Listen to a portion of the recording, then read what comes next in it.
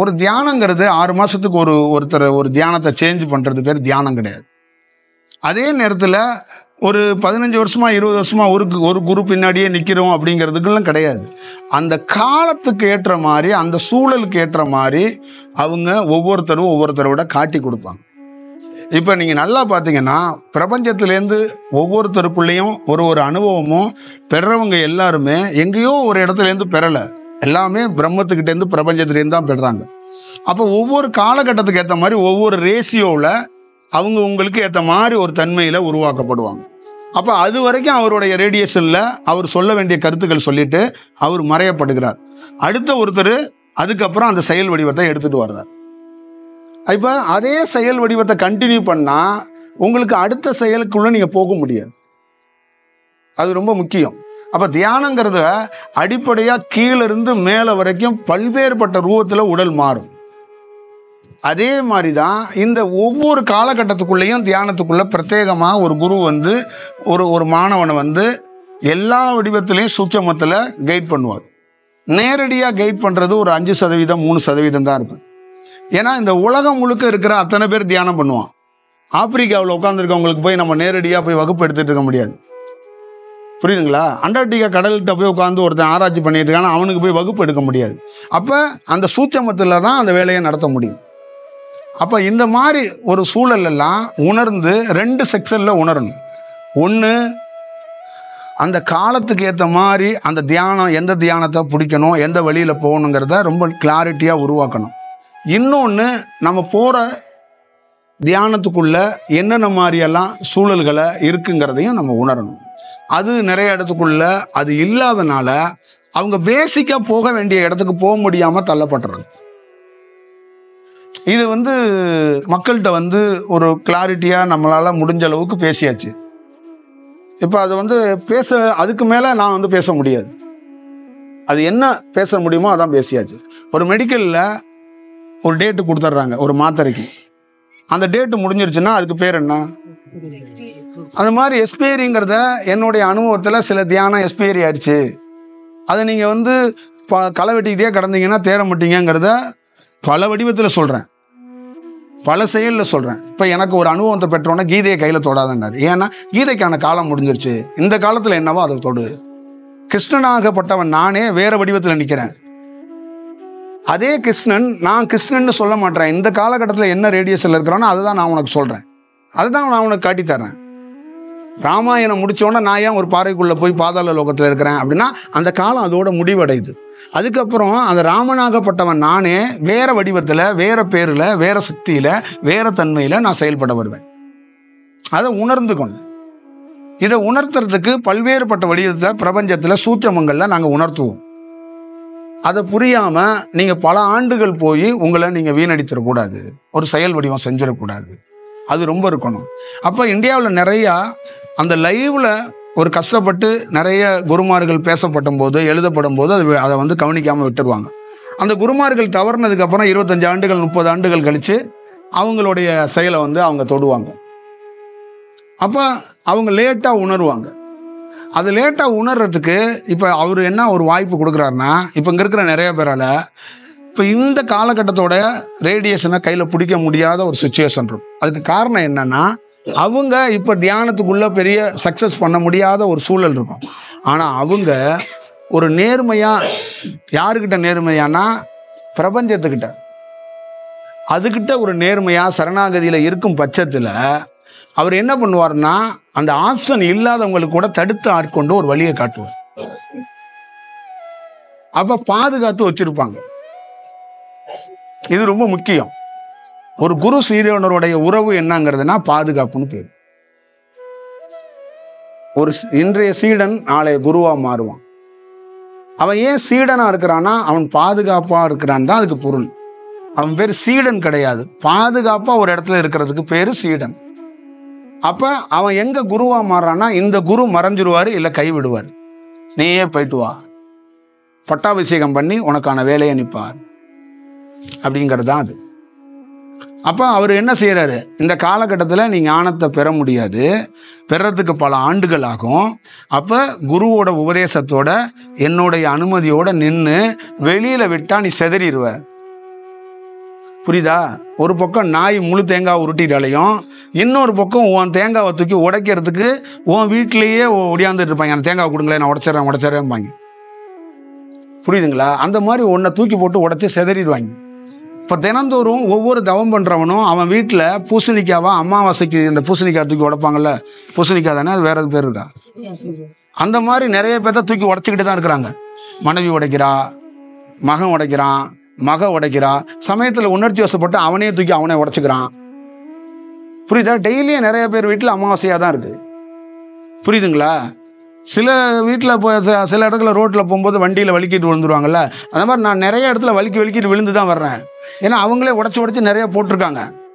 சரிங்களா? உடச்சி போட்டுட்டு வந்து தைரியமாக வந்து உட்காந்துருக்காங்க.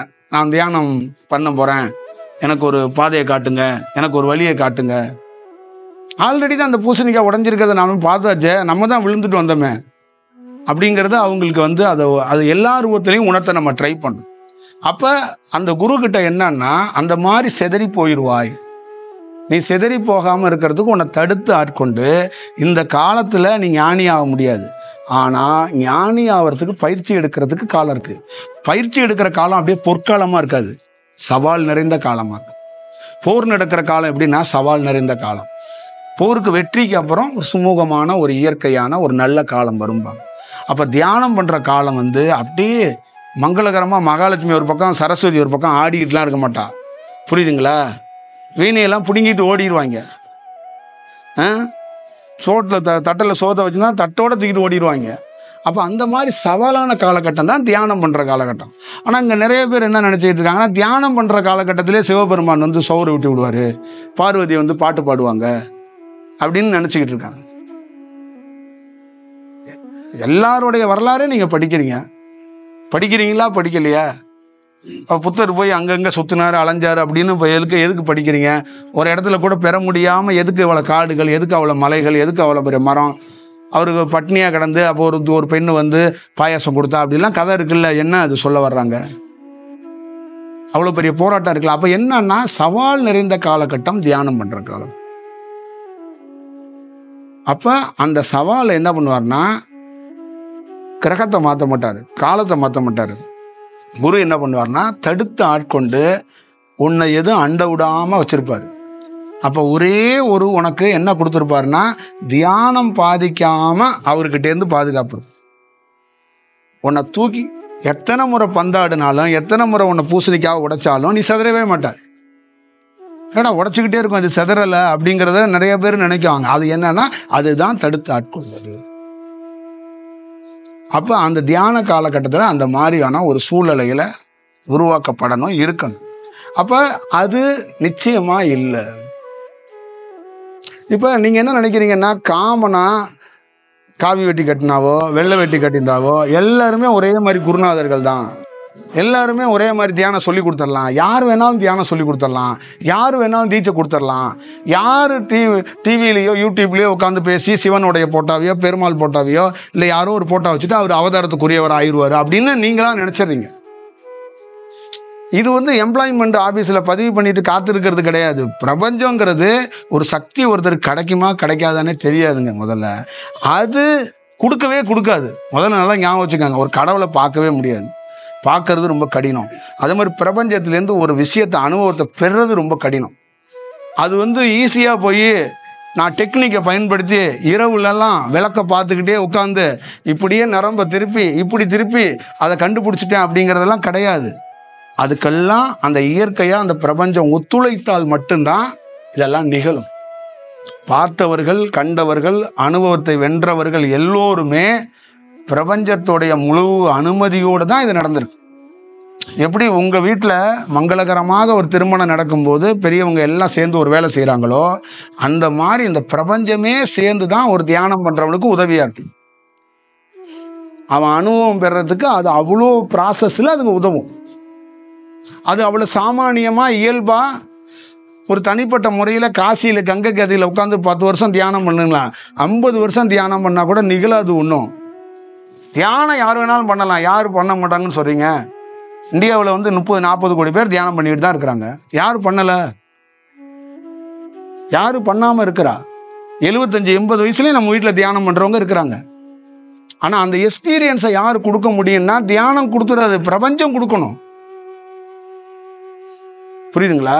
இப்போ ஒருத்தர் சந்திக்கிறோம் அப்படின்னா அந்த சந்திப்பு பிரபஞ்சத்தால் ஏற்படுத்தப்படுகிறது. அதுதான் விஷயம்.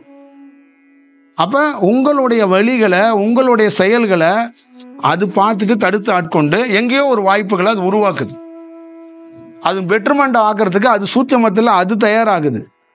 ஆனால் அது சில இடங்கள்ல நம்ம வந்து மிஸ் பண்றோம். அதுதான் கொஞ்சம் கவனமாக கடைப்பிடிக்காதனால தான் நீங்கள் என்ன பேசினாலும், என்ன அடுத்த கொஸ்டின் நீங்கள் கேட்டாலும் அந்த மிஸ்ஸிங்கிறது நம்ம சைடில் கொஞ்சம் தவறுகள் இருக்கு, நம்ம சைடில் கொஞ்சம் அதில் கொஞ்சம் கவனக்குறைவு இருக்கு. அது ரொம்ப முக்கியம்.